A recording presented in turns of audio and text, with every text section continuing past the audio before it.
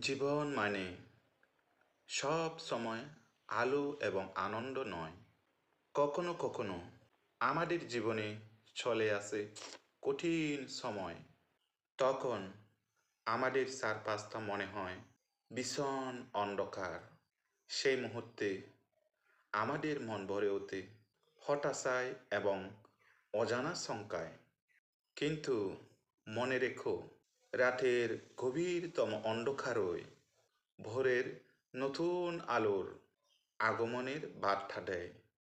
এই কঠিন সময়গুলো আমাদের ভেতরের শক্তিকে আরো দৃঢ় করে তোলে।